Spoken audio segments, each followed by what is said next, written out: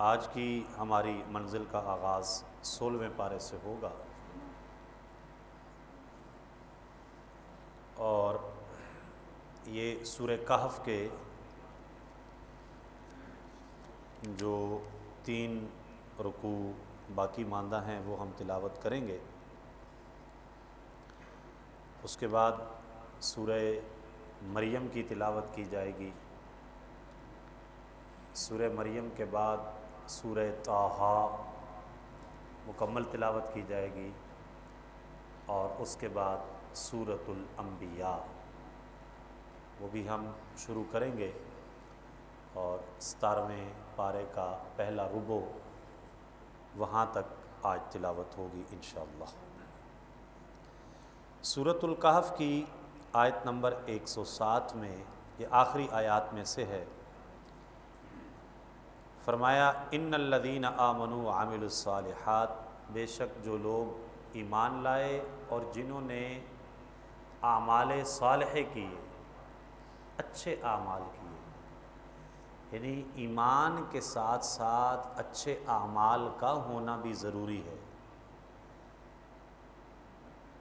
ہاں، صرف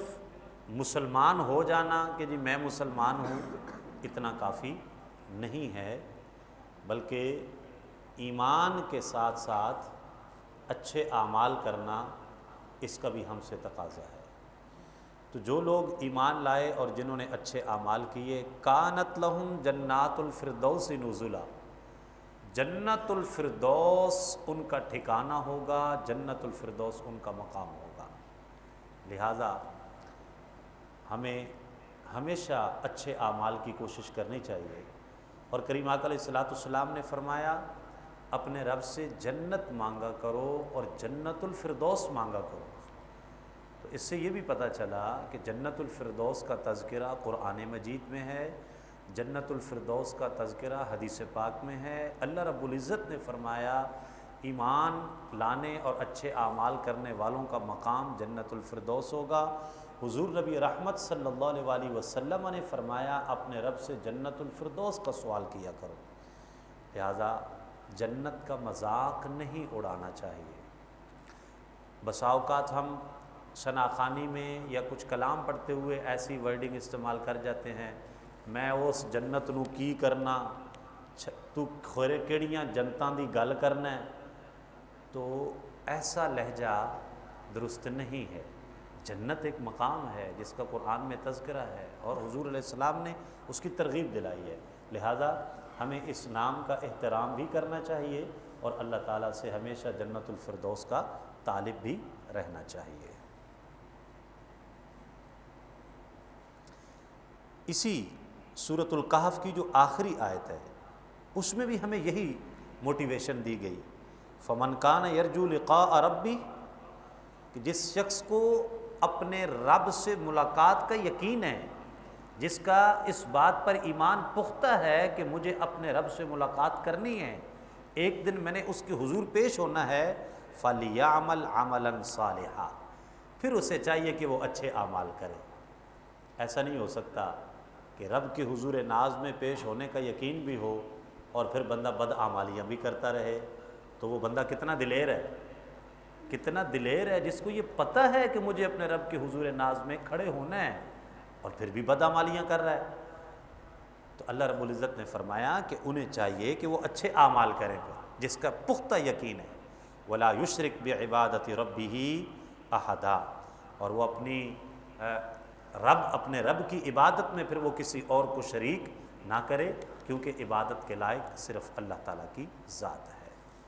اس کے بعد سورہ مریم کا آغاز ہے، بڑا خوبصورت یہاں پہ قصہ ہے، بڑی پیاری باتیں ہیں، اس کو تفصیل سے پڑھنا چاہیے۔ ماہ رمضان ہے، برکت کی جو ہے وہ برکھا برس رہی ہے، تو وقت نکالا کریں اور اس کو اسٹڈی کرنے کی کوشش کیا کریں۔ حضرت زکریا علیہ السلام کا قصہ آغاز میں بیان کیا گیا اور بندہ مومن کو یقین دیا گیا یہ قصہ بیان کر کے کہ حضرت زکریا علیہ السلام بڑھاپے کو پہنچ گئے، اولاد نہیں ہے، اور پھر جب حضرت مریم سلام اللہ علیہا کے پاس بے موسم پھل، اس کا تذکرہ ایک اور مقام پہ آیا ہے، بے موسم پھل پڑے دیکھے تو کہا قال یا مریم انا لکی ھذا، مریم بیٹے یہ کہاں سے آئے ہیں؟ قالت ھو من عند اللہ، تو انہوں نے کہا کہ یہ اللہ کی طرف سے آئے ہیں۔ تو جب حضرت مریم سلام اللہ علیہا کے پاس وہ بے موسم پھل پڑے دیکھے تو دل کے اندر ہوک اٹھی، ہے نا، جو دکھیے دی گل دکھیا جانے تے سکھیے نو کی خبراں، جس کو جو دکھ ہوتا ہے، جس کو جو روگ ہوتا ہے، جس کی دکھتی رگ ہوتی ہے نا، اس ہاتھ آتا ہے تو وہ اس کی فیلنگز ہوتی ہیں، دوسرے کو نہیں پتہ چلتا کہ کیا ہوا ہے۔ جب یہ بات سنی نا، سڈن آپ نے تو وربلی یہ کہا کہ من عند اللہ، یہ میرے اللہ کی طرف سے ہے، جس کی میں عبادت کرتی ہوں، جس کو میں مانتی ہوں، جس کی خاطر میں الگ تھلگ تنہا ہو کے میں مسجد اقصیٰ میں بیٹھ چکی ہوں، جس کے لیے تنہائی اختیار کر چکی ہوں، وہ میرا رب میرے لیے خوراک بھیجتا ہے۔ تو آپ نے تو وربلی کہہ دیا کہ اللہ کی طرف سے آیا ہے، فوراً وہ یہ جملے کلک کیے، دل پہ چوٹ ہوئی، اولاد نہیں تھی،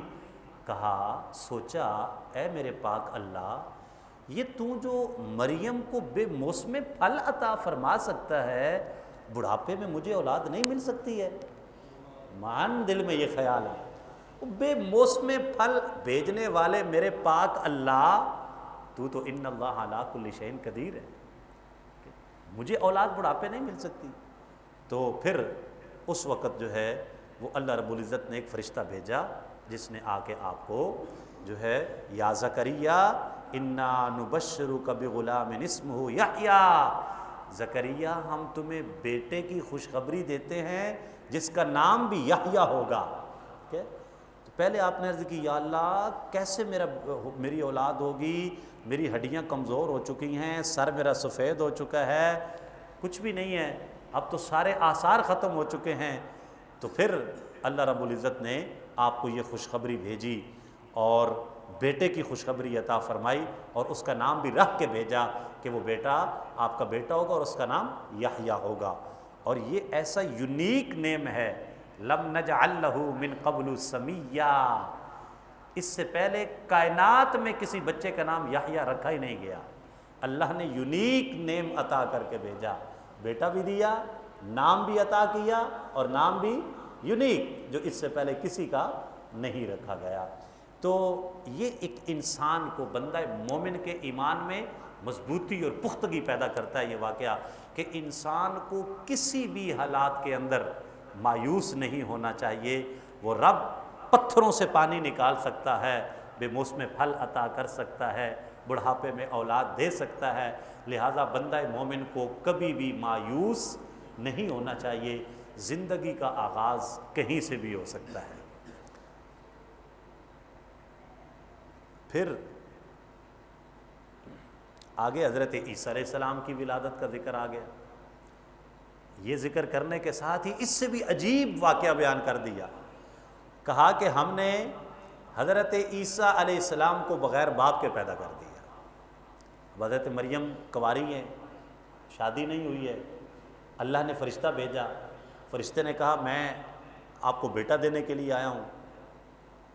انہوں نے کہا جی کیسے اولاد میری کیسے ہوگی، میرا تو نکاح ہی نہیں ہوا،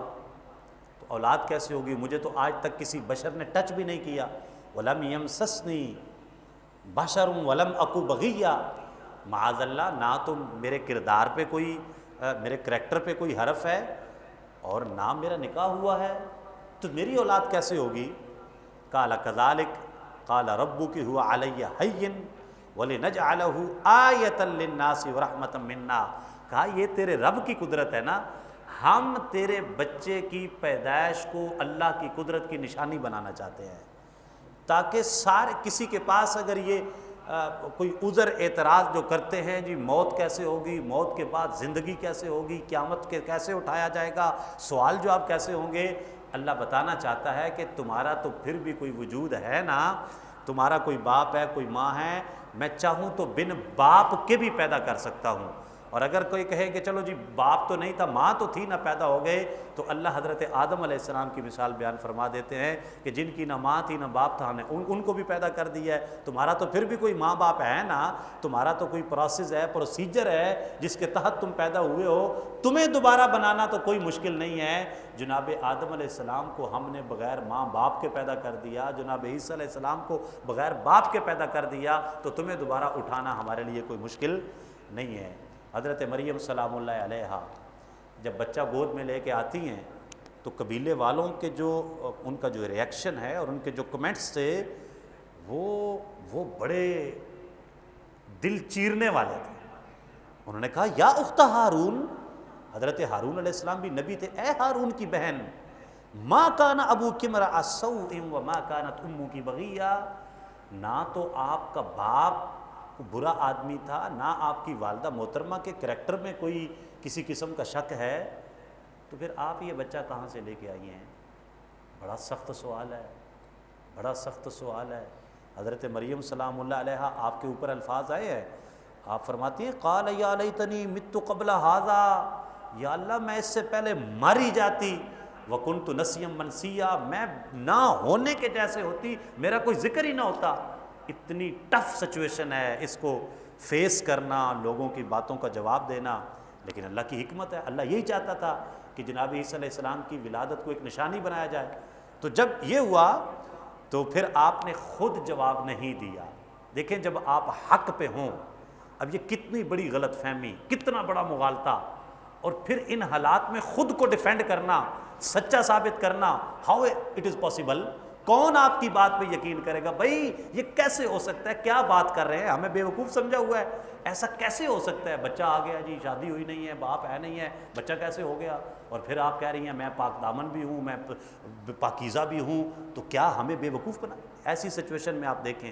تو ایسی صورتحال ہم سب کی زندگی میں آتی ہے جب انسان اپنے آپ کو بے بس محسوس کرتا ہے۔ وہ 110% رائٹ ہوتا ہے، وہ سچا ہوتا ہے، حق پہ ہوتا ہے، حق کا پیامبر ہوتا ہے، اس کی خلوت جلوت بالکل ایک جیسی ہوتی ہے، کوئی غلطی نہیں ہوتی، لیکن دنیا اس کو غلط کرنے پہ ثابت ہوتی ہے، تلی ہوتی ہے۔ اس وقت انسان اپنے آپ کو بے بس محسوس کرتا ہے کہ میں کیا کروں، ان کو کیسے یقین دلاؤں، ان کو کیسے بتاؤں، کیسے ایکسپلین کروں میں ان کو کہ یہ مجھ پہ بلیو کریں۔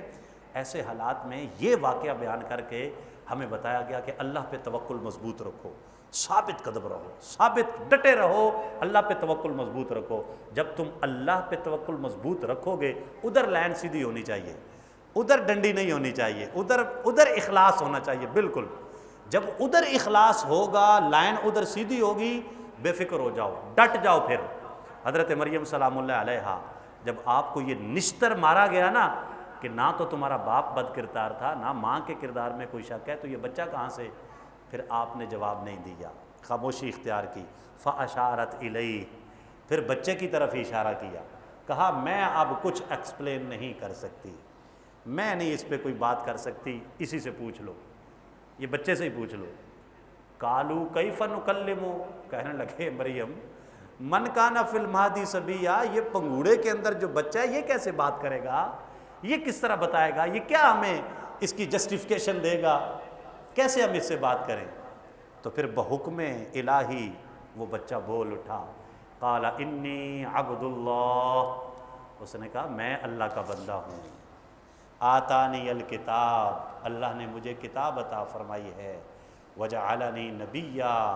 اور اللہ نے مجھے نبی بنایا ہے، وجعلنی مبارکا، اللہ نے مجھے مبارک بنایا ہے،